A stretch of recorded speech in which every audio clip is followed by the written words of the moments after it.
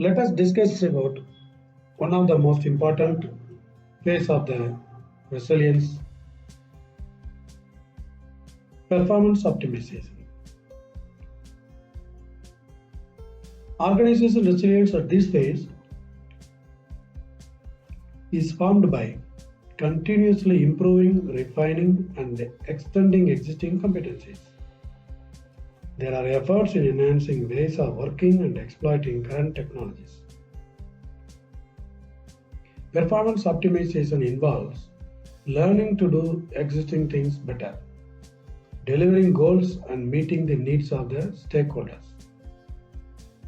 Typically, optimizing involves process enhancement, including the refinement, extension, and the exploitation of existing assets and competencies.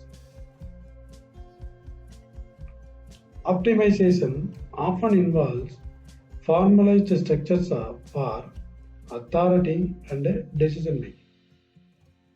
So, in this stage, the leadership is a critical aspect of optimization.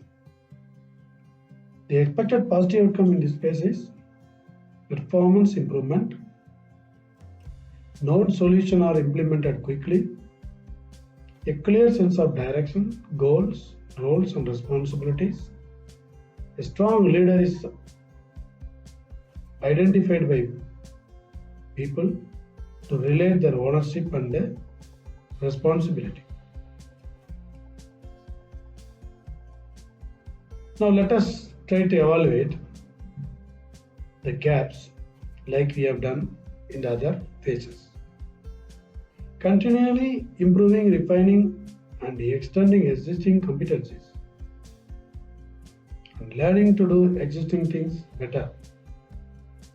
These things are possible only when we allow the ADSEP to concentrate on limited domains. Then only they will be able to get into the insight of the process that is being adopted in the field level, and they will be able to identify the scope for the improvement. Not only that, there is a need for advanced training based on the level of competency that is being expected to take the NSP in this maturity level. Another thing we have seen, leadership is a critical aspect of optimization for our outcome. How do we develop the leadership skill of the field ADSEP when they become manager? Is there any structured way of managerial training or leadership training or human factor training that we are giving to the field ADSEP when they become manager? Are we having regular workshop pertaining to manager level ADSEP to develop their leadership skill? Next important process is ANS system procurement. If we want to improve any process, then we should be able to benchmark our previous performance. Then only we will be able to compare and improve the particular process. How do we benchmark ANS procurement? Do we have any listed or published key performance indicators for assessing our procurement process, for rating the vendors? How do we write scientifically user requirements for the system which are not generally manufactured at developing NSPs? Are we concentrating on a specific any management training, project management training for scientifically writing user requirements of CNS ATM automation systems?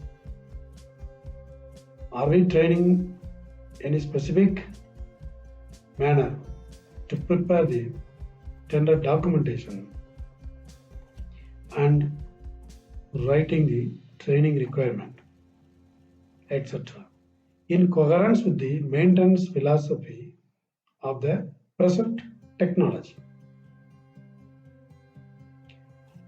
Maintenance procedures. As we have seen already, in the front end, in a day-to-day aspect, the main monitoring and complying function is carried through certain maintenance procedures. If these maintenance procedures, if it is not meeting the present technology, how much it will be effective? Do we need to go for the new maintenance philosophy in accordance with the technology so that HATSUP will have more time for performance optimization tasks? ANS system installation, verification, validation, acceptance and commissioning. How do we train our people scientifically for verifying and validating the requirements specified in the tender?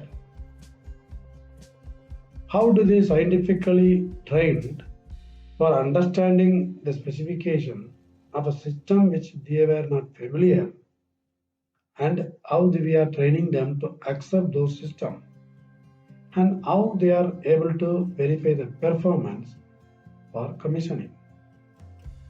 Is there any scientific way of training people on this entire installation, verification, validation, acceptance, site acceptance, commissioning procedures? Critical spare management.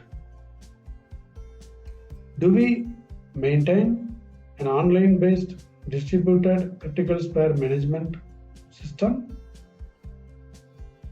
How do we define the accountability for any given particular critical spare replenishment? Say for example, in a particular site, in a particular facility is down, and the field level HATSUP have identified the faulty module and they restore the system with available spare.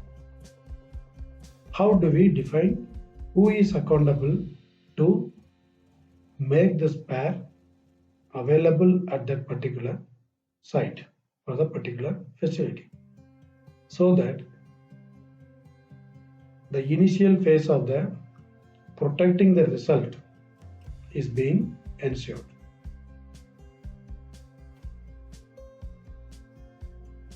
Reconfiguration of the air navigation systems.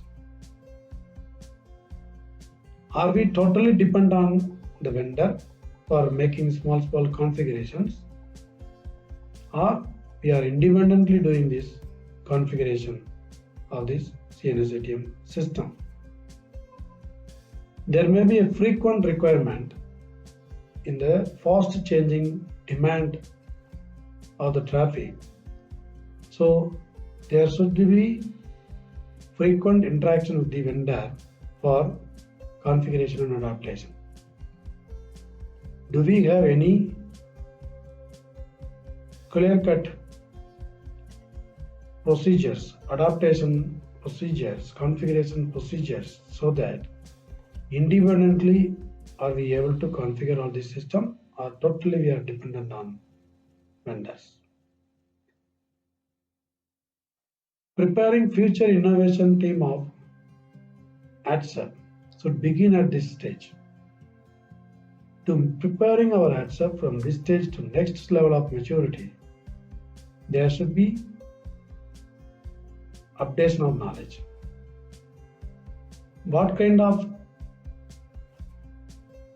infrastructures do we have on updating the emerging trend concept to all the managers? Do we have any online flexible time-based training, or any other means?